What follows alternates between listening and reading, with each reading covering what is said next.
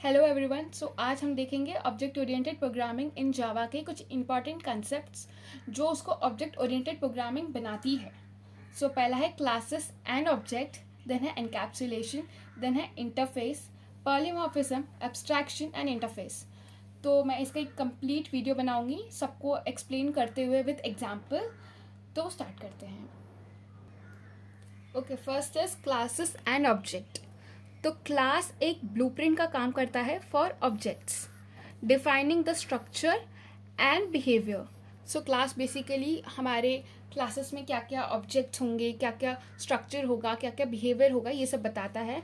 Object are instance of class representing the specific entities of a program. तो may be सुनने में थोड़ा confusing लग रहा होगा, तो हम इसका एग्जाम्पल देखते हैं। फॉर एग्जाम्पल, हमारे पास एक क्लास है जिसका नाम है कार। तो हमारा क्लास का नाम है कार क्लास। एंड देन उसके अंदर आता है मॉडल, कलर, टाइप। ओके, तो ये बेसिकली एक स्ट्रक्चर डिफाइन कर दिया कि हमारे कार में बेसिकली क्या क्या होगा। एक हो सकता है मॉडल, देन हो सकता है कलर, देन हो सकता है टाइप। ऐसे बहुत सारी चीज़ें हैं, बट अभी के लिए मैंने 3 ही चीज़ें रखी है। एंड ये है ऑब्जेक्ट। अब कार ऑब्जेक्ट यहाँ पे लिखा है, तो कार ऑब्जेक्ट में देखो मैंने एक कार बनाई है जिसका कलर पिंक है, जिसका कलर ग्रीन है एंड जिसका कलर रेड है। तो ये हमारी मर्जी है, हम कौन से भी कलर का कार बना सकते हैं, क्योंकि कार का कलर यहाँ पे जस्ट लिखा हुआ है कि कार का कलर होना चाहिए। वो कलर क्या है वो हम अपने ऑब्जेक्ट में स्पेसिफाई करेंगे। ऑब्जेक्ट बेसिकली क्या करता है, कार के सारी चीज़ों को यूज़ करके एक रिप्रेजेंटेटिव बनाता है। तो यहाँ पे एक मैंने कार बनाई है जो है पिंक कलर का। तो इसका मॉडल कुछ भी हो सकता है, इसका कलर कुछ भी हो सकता है, इसका टाइप कुछ भी हो सकता है।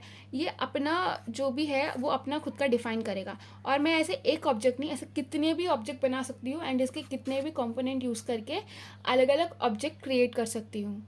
होपफुली ये समझ में आया होगा आपको। शायद अगर नहीं समझ में आएगा तो आने वाले वीडियोस में और अच्छे से एग्जाम्पल में समझा दूंगी जब हम एक्चुअली में कोडिंग करेंगे। Encapsulation. Encapsulation basically means hiding the data. तो हम क्या करेंगे, जो भी हमारे डेटा है वो हम आउटसाइड द वर्ल्ड से प्रोटेक्ट करके रखेंगे। यहाँ पे लिखा हुआ है, this means bundling data, properties and methods behaviour together within a class so that they are kept together and can't be access directly from outside class. तो हमारे जो भी क्लासेस हैं वो कोई और बाहर से एक्सेस ना कर पाए, इसीलिए एक एनकैप्सुलेशन का फीचर आता है। It helps in keeping the code organized and prevents accidental changes to the data.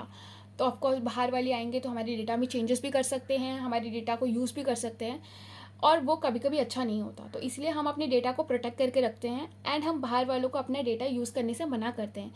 तो ये एक एनकैप्सुलेशन ऑब्जेक्ट ओरिएंटेड का एक इम्पॉर्टेंट फीचर है जो कि बहुत हेल्पफुल होता है। मैंने एक सिंपल सा एग्जाम्पल बनाया है एनकैप्सुलेशन का, वो हम देखते हैं।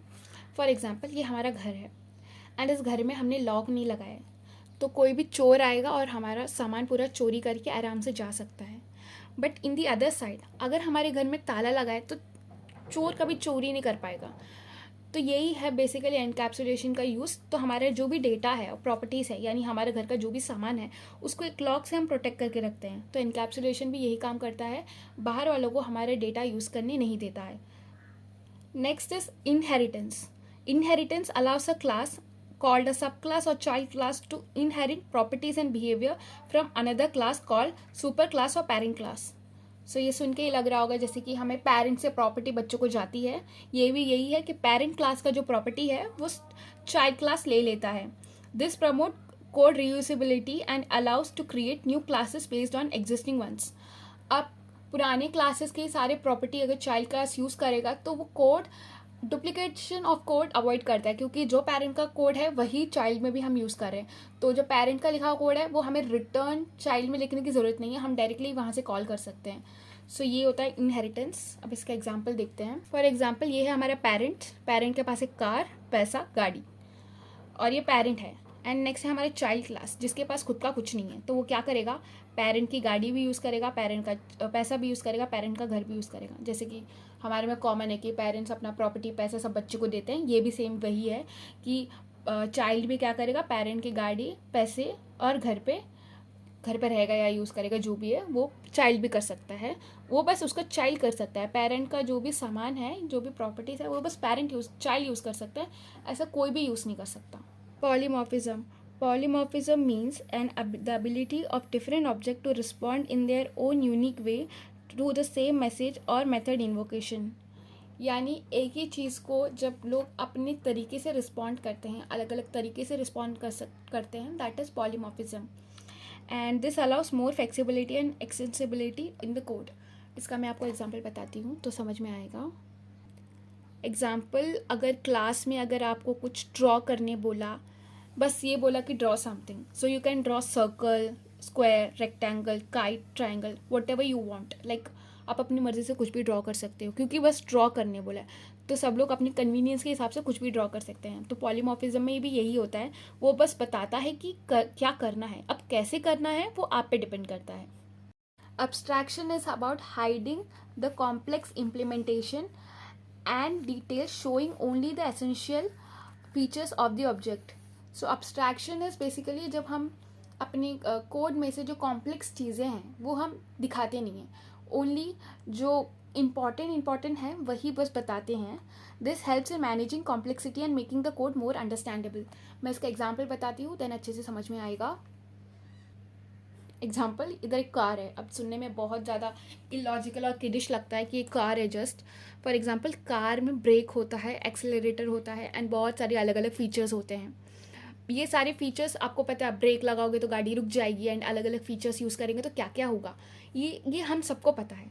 बट ये कैसे होता है मशीन के अंदर, दैट वी डोंट नो कि कैसे, कौन सा क्या क्या मशीन दबता है, कौन सा बटन दबता है, कौन सा कौन सा वायर कहाँ जाता है, ये सब हमें नहीं पता. हमें बस इतना पता है कि हम ब्रेक दबाएंगे तो गाड़ी रुक जाएगी, ये सब. तो हम यही होता है एब्स्ट्रैक्शन. हमें बस इतना ध्यान रखना है कि गाड़ी बराबर चल रही है, गाड़ी बराबर रुक रही है. अब गाड़ी के ब्रेक में क्या काम हो रहा है और कैसे काम हो रहा है ये सब हमें नहीं पता, और हमें दिखता भी नहीं है कार के बाहर से. So this is abstraction, hiding complexities.